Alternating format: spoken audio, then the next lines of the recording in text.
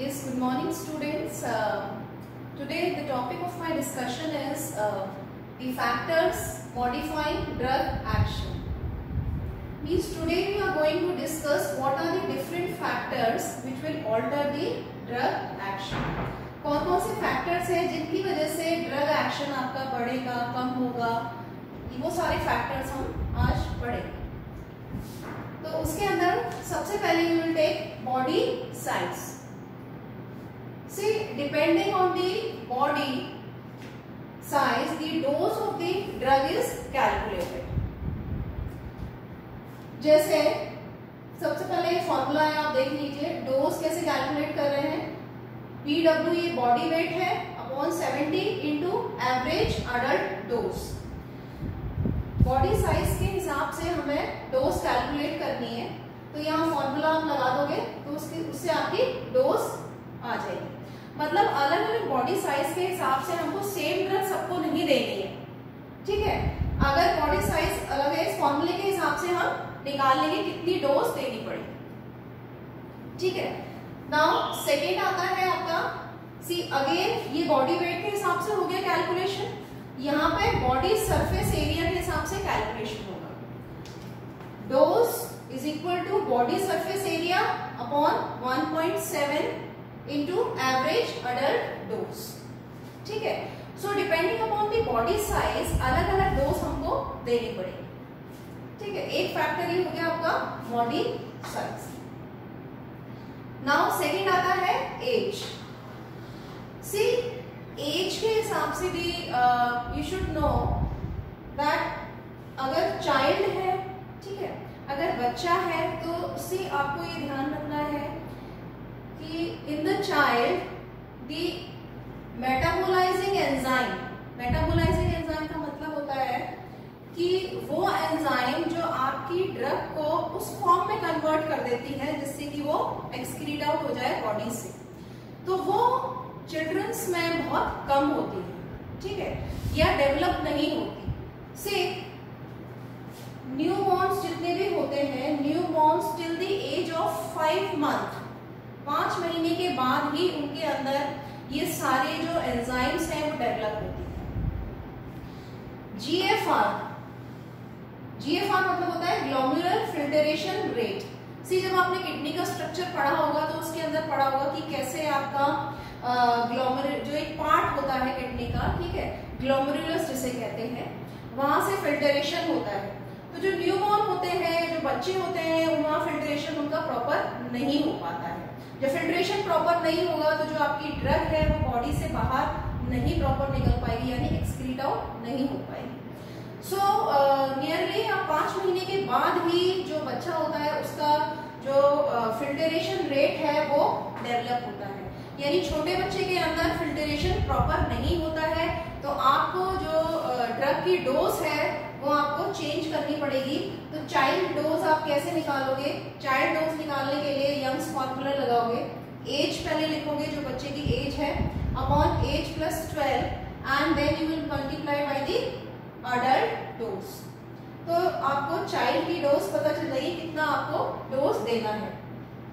सी इसमें बता रखा है कि जो न्यूबॉर्न्स होते हैं उसमें मैंने बताया जीएफआर यानी फिल्ट्रेशन रेट जो होती है, यानी जिस रेट से ड्रग आपकी एक्सक्रीट हो रही है, बॉडी से निकल रही है, वो बहुत कम होता है। एंड दी मेटाबॉलिज्म मतलब उस फॉर्म में कन्वर्ट कर देना ड्रग को जिससे वो वाटर सॉल्युबल हो जाए और इजीली एक्सक्रीट आउट हो जाए बॉडी से, ठीक है।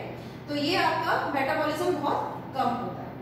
वेरी इंपॉर्टेंट एग्जाम्पल ये आपका एक बता रखा है, ये एक ड्रग है क्लोरेमफेनिकोल। सी क्लोरेमफेनिकोल इट इज अ एंटीबायोटिक। बच्चों को अगर आपने क्लोरेमफेनिकोल दे दिया, ठीक है, below 1 year of age if you have given this क्लोरेमफेनिकोल drug, it is an antibiotic, it will cause gray baby syndrome। ये एक डिजीज है। ये ऐसा डिजीज क्यों हो जाएगा बच्चों के अंदर? Because in the children this chloramphenicol is not been able to metabolize. वो मेटाबोलाइज नहीं हो रही है क्योंकि मेटाबोलाइजिंग एंजाइम्स जो है बच्चों के अंदर बहुत कम डेवलप होती है, और जिसकी वजह से क्या हो रहा है, पूरी बॉडी ब्लू हो जाएगी बच्ची and it may cause death of the child. Similarly not even in the child, in the adults also, elderly जो बूढ़े लोग होते हैं, अडल्ट होते हैं, उनके अंदर भी जो रीनल फंक्शन है, रीनल यानी जो किडनी का जो फंक्शन है वो बहुत कम होता है as compare to the adult. Example बता रखा है, जैसे ये ड्रग है स्ट्रेप्टोमाइसिन। स्ट्रेप्टोमाइसिन ये अगेन आपकी ये एंटीबायोटिक टाइप की ड्रग है।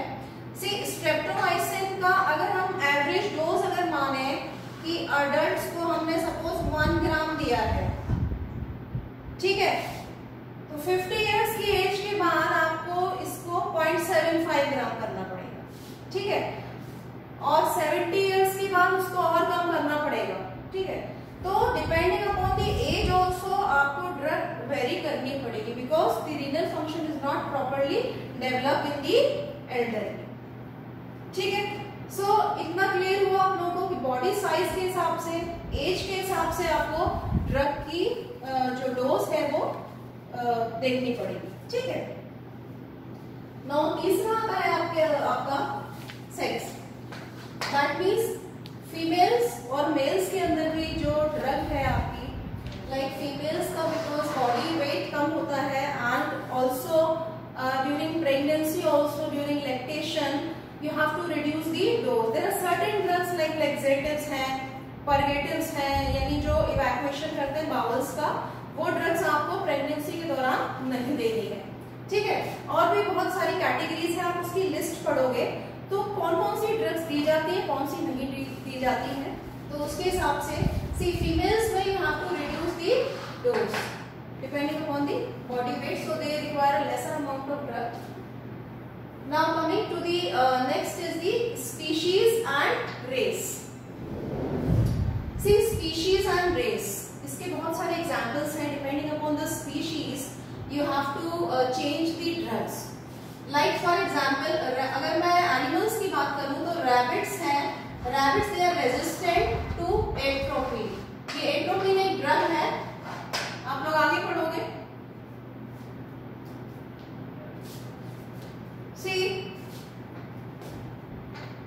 नेक्स्ट ये आपका आता है स्पीशीज एंड रेस. तो इसके अंदर रैबिट्स है, rabbits they are resistant to atropine, यानी रैबिट्स को अगर आपने ड्रग दे दिया है एट्रोपिन, तो क्या करेगा, इस एट्रोपिन का एक्शन बहुत कम होगा. तो पर्टिकुलर स्पीशीज के अंदर ही आप ड्रग टेस्ट कर पाओगे. इसी तरह से रैट और माइस है. रैट और माइस में आप डिजिटालिस, ये एक डिजिटालिस ड्रग है जो हम हार्ट फेलियर में देते हैं, ठीक है. तो एनिमल्स पे अगर टेस्टिंग करेंगे तो रैट और माइस बहुत रेजिस्टेंट होते हैं इस पे, मतलब टेस्टिंग इतनी प्रॉपर नहीं आ पाती. नाउ एनिमल्स में एक बहुत अच्छा एग्जांपल आपका रेस के ऊपर है, beta blockers. See beta blockers जो होते हैं ये एक कैटेगरी है ड्रग की, which are used as an anti-hypertensive. Anti-hypertensive का मतलब होता है कि जो आपके ब्लड प्रेशर को कम करती है. तो बीटा ब्लॉकर कैटेगरी की ड्रग्स होती हैं जो ब्लड प्रेशर कम करने के लिए दी जाती हैं. नाउ बीटा ब्लॉकर्स एक नॉर्मल इंडिविजुअल को आप दोगे तो they are very effective. Like in Indians when you are giving the beta blocker, category की ड्रग है बीटा ब्लॉकर, अगर आप हाइपरटेंशन या ब्लड प्रेशर कम करने के लिए दोगे तो इंडियंस के लिए इफेक्टिव है. बट ब्लैक्स जो नीग्रोस वगैरह होते हैं, इनके अंदर इट इज लेस इफेक्टिव. ऐसा क्यों? सी हमें वर्ल्ड वाइड भी देखना है, क्योंकि इनके अंदर जो ब्लैक्स होते हैं, इनके अंदर जो रेनिन एक सब्सटेंस होता है जो हमारी बॉडी से सेक्रेट होता है, वहां डिफरेंस होता है. इंडियंस के अंदर अलग कंसंट्रेशन होती है और ब्लैक्स जो होते हैं आपके, उनके अंदर कंसंट्रेशन अलग होती है, ठीक है. तो बीटा ब्लॉकर्स यानी वो ड्रग्स होती है जो हाइपरटेंशन कम करने के लिए दी जा रही है, वो बहुत कम इफेक्टिव होती है काले लोगों में, नीग्रोस में, ठीक है. तो ये सारी चीजें हमें देखनी पड़ेगी. इसी तरह से एक ये क्विनाइडोक्लोर एक ड्रग है. This is a anti malarial drug है. ये मलेरिया के लिए दी जा रही थी. तो ये ड्रग इंडियंस में इफेक्टिव है. इंडियंस को आप दोगे अगर quinidochlor, it is effective. But the same drug quinidochlor, it is anti malarial drug, ये जापान में दी गई है. तो कम से कम आप समझ लो 1000 बच्चे ब्लाइंड पैदा होते थे, ठीक है, इसको ये डिजीज हुआ था इनका Simons disease. All the childrens were blind because of the genetic constitution. इस तरह से था, ये है सब एक्यूट माइलियो-ऑप्टिक न्यूरोपैथी। तो सी इसके अंदर क्या कारण हुआ था कि जो जेनेटिक कॉम्पोजिशन था वहां के लोगों का वो इस तरह से था कि ये वाली जो ड्रग है क्विनाइडोक्लोर को वो सीधा उनके रेटिना इफेक्ट कर रही थी, जबकि इंडियंस में ऐसा कुछ नहीं था। तो this drug was ban.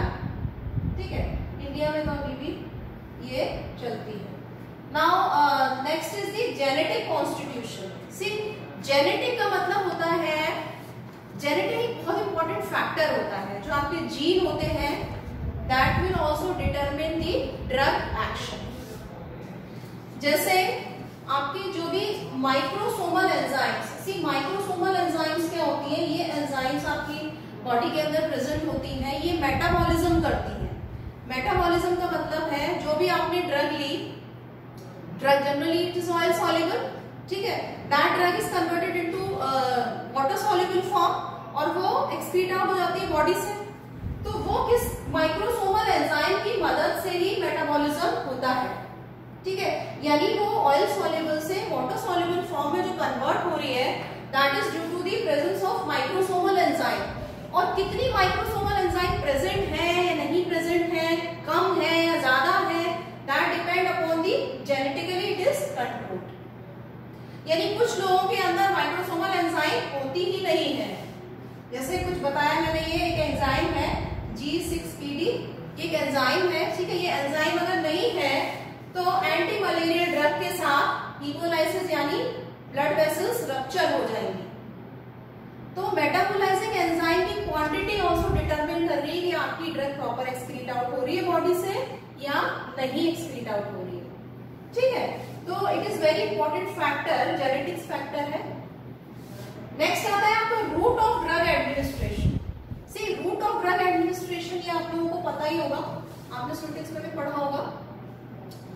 Like orally अगर हम ड्रग दे रहे हैं तो ओरली जो भी ड्रग होती है इट विल अंडरगो, सबसे पहले वो लीवर पे जाएगी, उसका लीवर पे जाके मेटाबोलाइज्ड होगी, यानी इसको बोलते हैं लीवर में जाके मेटाबोलाइज मतलब फर्स्ट पास मेटाबॉलिज्म इसको बोलते हैं। ठीक है, तो लीवर में जाके मेटाबोलाइज्ड हो रही है और फिर बॉडी से बाहर निकल रही है, यानी उसकी जो अवेलेबिलिटी है बॉडी के अंदर वो बहुत कम होती है अगर हम ओरली ड्रग को दे रहे हैं। ठीक है, यानी जो ड्रग आप सपोज 100% ड्रग दे रहे हो तो लीवर में मेटाबोलाइज्ड होके फिर वो हार्ट में जाएगी, फिर वो बॉडी में डिस्ट्रीब्यूट होगी, तो नियरली आपकी 30 से 40% ही ड्रग बचेगी। ठीक है, एंड अगर आप पैरेंट्रल दे रहे हो यानी इंट्रावीनस दे रहे हो, इंजेक्शन फॉर्म में दे रहे हो, तो that drug is 100% bio available. तो रूट ऑफ एडमिनिस्ट्रेशन एक बहुत इंपॉर्टेंट फैक्टर है कि जो डिपेंड करता है कि आपकी ड्रग कितनी फास्ट एक्टिंग है, कितनी जल्दी अवेलेबल है बॉडी को। Time of administration, see time of administration एक बहुत इंपॉर्टेंट फैक्टर है। जैसे मैं इसका बहुत अच्छा एग्जांपल आपको बताऊंगी। जनरली जो ब्लड प्रेशर है, जैसे अगर हम ब्लड प्रेशर की बात करें तो जनरली ब्लड प्रेशर के जो पेशेंट होते हैं उनका ब्लड प्रेशर वेरिएस अर्ली मॉर्निंग सबसे ज्यादा दिखता है। तो अगर ब्लड प्रेशर की मेडिसिन देनी है तो आपको अर्ली मॉर्निंग देनी पड़ेगी। अगर आपको नींद की दवाई देनी है या सिडेटिव हिप्नोटिक जिसे कहते हैं तो वो आपको रात को देनी पड़ेगी। तो टाइम ऑफ एडमिनिस्ट्रेशन ये बहुत एक इम्पॉर्टेंट फैक्टर है।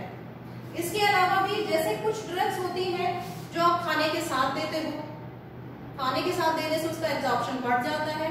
जैसे फॉर एग्जांपल ये एक एंटीबायोटिक है एम्पिसिलिन, जो खाने के साथ दी जा रही है, एब्जॉर्प्शन इसका बढ़ गया।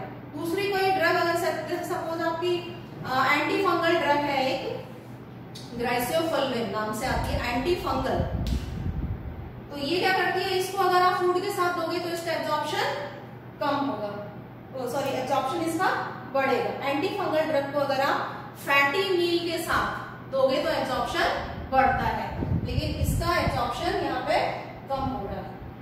तो डिपेंडिंग अपॉन ये एक टाइम ऑफ एडमिनिस्ट्रेशन बहुत इंपॉर्टेंट फैक्टर है जो हमको देखना चाहिए जब भी मेडिसिन हम दे रहे हैं। लास्ट 8th फैक्टर आता है इसका साइकोलॉजिकल फैक्टर। सी साइकोलॉजिकल फैक्टर मतलब पेशेंट की साइकोलॉजी क्या है। जैसे अगर जो पेशेंट है that is very he is very anxious, he is very suffering from anxiety, और उसको मान लो ऑपरेशन करने जाना है आपको, तो he will need more dose of sedative hypnotic as compare to the normal patient. तो उसका साइकोलॉजिकल फैक्टर एक बहुत इंपॉर्टेंट रोल प्ले करता है इन दी ड्रग एक्शन। जैसे इसमें आपको प्लेसिबो दिया जाता है। कुछ पेशेंट होते हैं जिनको दवाई की जरूरत नहीं होती है, उनको साइकोलॉजिकली ये लगता है कि हमें मेडिसिन चाहिए, मेडिसिन खा के हम ठीक हो जाएंगे, तो उनको प्लेसिबो यानी कोई भी इनर्ट सब्सटेंस यानी सिंपल आपको मेडिसिन के अंदर वाटर दे दिया जाएगा और कुछ भी नहीं दिया जाएगा, ठीक है।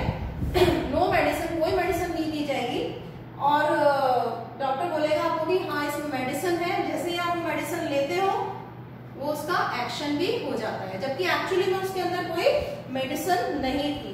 तो इसको बोलते हैं प्लेसिबो इफेक्ट, यानी क्योंकि साइकोलॉजिकली आपके दिमाग में है कि ये मेडिसिन इसके अंदर है, तो साइकोलॉजिकली भी कई चीजें इफेक्ट करती है आपके ड्रग के एक्शन को। तो यहाँ तक हमने 8 तक पढ़े हैं, इसके अलावा भी और बहुत सारे एक्शंस हैं, वो हम नेक्स्ट लेक्चर में लेंगे, ठीक है। तो ये जनरल ओवरव्यू आपका मैं करा देती हूँ। बॉडी साइज, ठीक है, एज फैक्टर आपको पता चल गया, छोटे बच्चे हैं या एल्डरली हैं उनको ज्यादा देनी डोज आपको कम करनी पड़ेगी। देन सेक्स के हिसाब से, स्पीशीज और रेस के हिसाब से अलग अलग स्पीशीज में ड्रग का इफेक्ट अलग हो रहा है। ये कुछ बीटा ब्लॉकर्स हैं जो ब्लैक्स में, जो नीग्रोस में इफेक्टिव ही नहीं है। जेनेटिक्स भी आपकी ड्रग वेरिएंस रख सकती है, कौन से रूट से आप दे रहे हो, किस टाइम पे आप दे रहे हो, कुछ ड्रग सुबह दी जा रही है, कुछ शाम को दी जा रही है, और साइकोलॉजिकल फैक्टर्स, ठीक है। तो ये आज हमारे इतने 8 पॉइंट थे, बाकी के point we will take in next lecture. Okay, thank you.